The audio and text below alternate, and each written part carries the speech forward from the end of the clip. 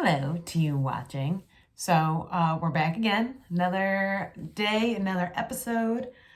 This one is episode 3 of The Walking Dead season 1, and I'll get into it.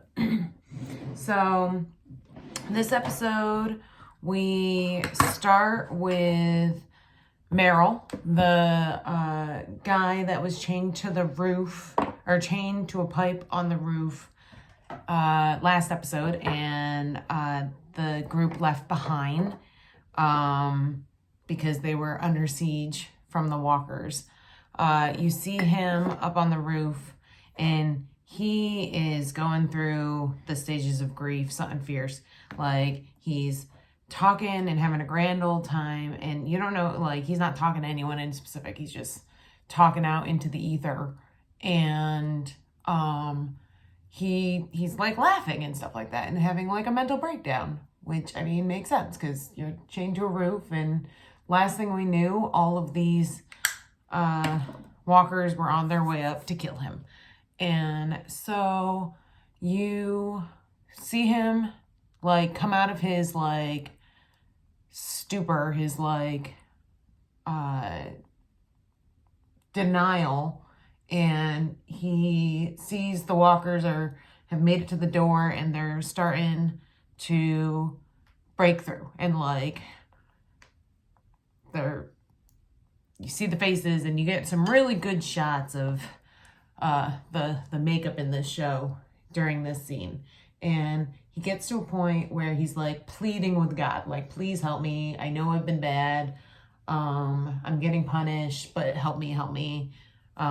So at this point he's bargaining with some greater power, and he goes through those motions, but then cracks again. He's like, I'm not begging for anything. Like, you were never there for me. I'm not begging. You won't hear me beg.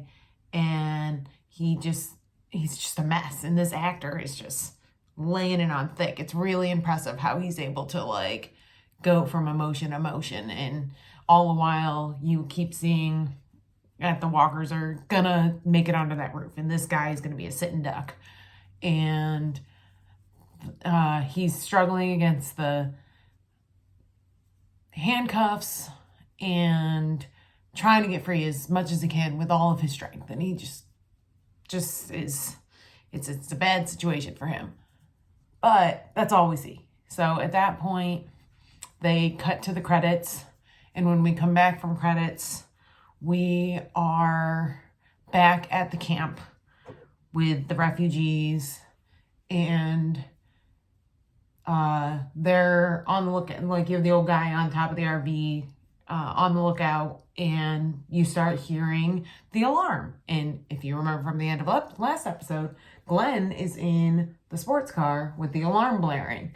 So Glenn is on his way, and he's still in the sports car having a grand old time.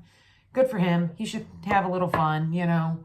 It's been hard, and he deserves to let loose a little bit. But the problem is, if you're blaring the alarm like that, like, what if you attract walkers? Because as we know, they're attracted by sound. So bad move on Glenn's part. Like, his fun was a little too reckless, which of course you find out when he shows up, and everyone's like, what are you doing? Why is it so loud? Turn the loud off. And then of course everyone's worried, like, it's too loud. Where are the others? What have you done? You didn't come back with the others.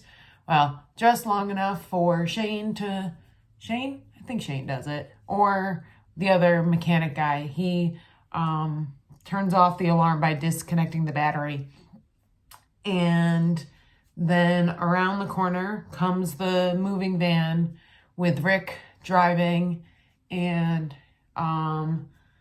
the rest of the group that went into the city, minus Merrill, of course, because Merrill is still on the roof. But it's all these happy reunions and great stuff, and you see Rick's wife and child like skulk off to the side because, of course, they're not waiting for anyone to come back. So it is what it is. And everyone comes out. The one guy, he's like, come on, Rick, you're one of us now. Join us. Everyone will be great to, like, come meet everyone. It's good to have you. You helped save us, kind of thing. So Rick finally leaves the truck and starts walking towards the group, who's like being welcomed back by their family. And there's this moment, and he looks across and he sees Carl and he sees his wife, and it's a happy reunion. It's a great things. Very happy and in disbelief. And Carl is just a child who gets to see his father again, which is great. And Rick, of course, is nearly inconsolable because he's like, I never thought I would find you, but I found you, and we're together again, and it's good things. Okay, but you see some looks exchanged between Shane and Rick's wife because, of course, they were forming their own little happy family under the belief that Rick was no longer alive. So there's that tension happening. They explain how they had to leave Meryl behind, and the one guy's like, he could still be alive because I locked the door and there's no way that the zombies could get through to get to him. Not enough zombies could, take up the space to open that door with that deadbolt. So you then hear the community's discussion about like, well, we need to tell Daryl. And who's Daryl? Daryl is Meryl's brother. Daryl and Meryl. And Daryl is out hunting, so you can't tell him that in there. Well, you meet a few more of the refugees in this camp, and you see how things kind of are run on a day-to-day basis, how they keep everyone safe. And at one point, the kids start screaming, and you're like, why are the kids screaming? Is there a walker in the area? This is not good. So they run, the men all grab their weapons and run to where the children are screaming, and you find there is, in fact, a walker snacking on a deer, and they all work together to kill it. The one guy chops off its head, and they're all standing there like, oh, they've never come this close. What are they doing this close? How did they get here? And then the head starts moving again, and out from the shadows of the woods, insert Daryl shooting with a crossbow, the walker's head. He's like, how many times do we have to kill these things? You guys know you have to shoot them in the brain. Like, it's the brain that kills them. You can't just sever their head and think that's enough. You gotta, like, destroy the brain. Which makes sense. Gotta destroy the brain. Rule number 1. Usually you can get away with the decapitation, but this is the universe of The Walking Dead, so this is what we now know. Next, so you see that Daryl has come back from hunting. Daryl is actually the one who shot the deer, and now he's really mad that, like, that would have been good deer meat, nice venison for everyone, and suggested that maybe we can cut around the bite, but there's no point in risking it. He's like, well, I've got squirrel.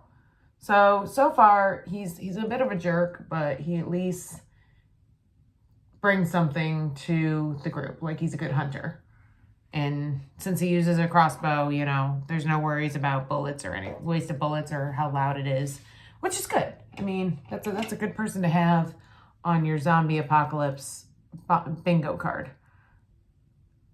So they get back to camp. They walk back to the main camp after killing the walker, and they have to tell Daryl that Meryl has been left behind and something happened.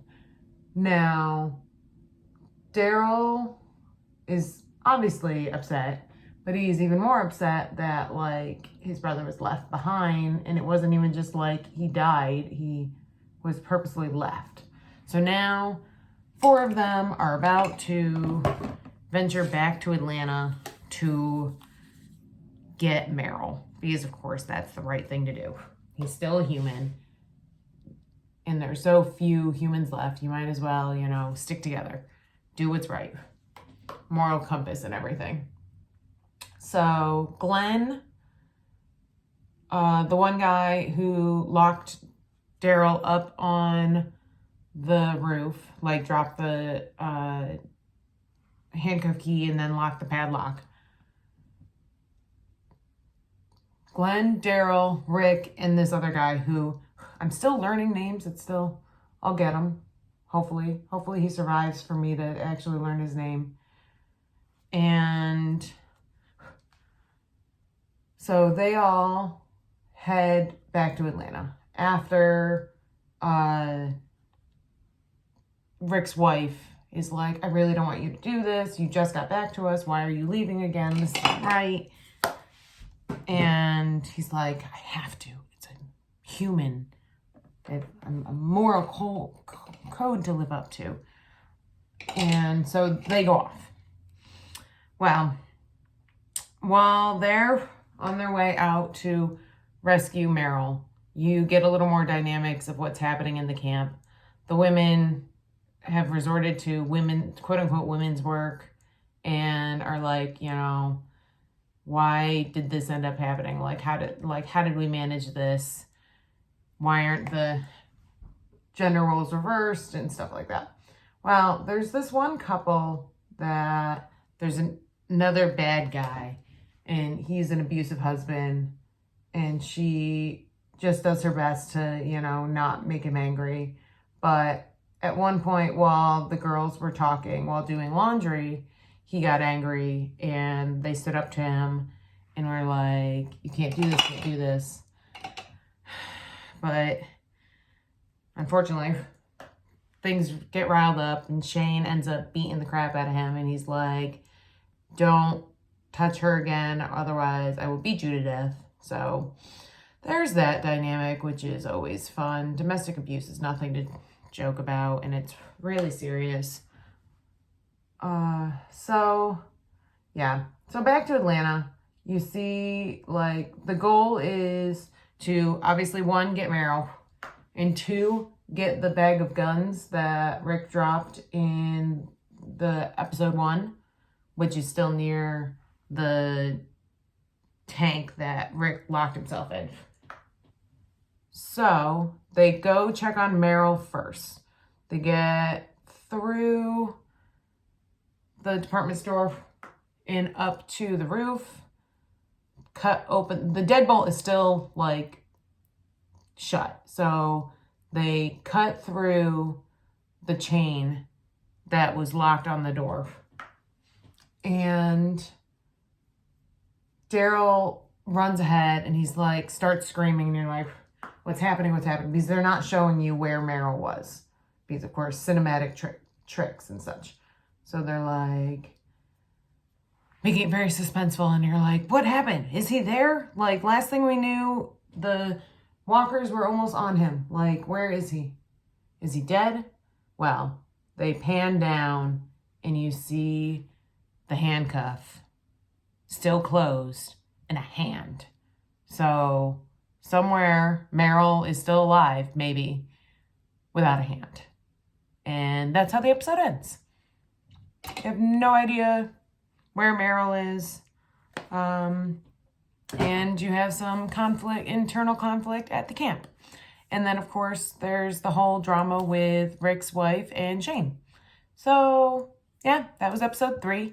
Moved pretty fast because there were only 2 main storylines of, like, Rick coming back, but then Rick leaving again, and then trying to rescue Meryl. So, that's it. All right, thanks for watching. I'm going to finish my makeup. Bye.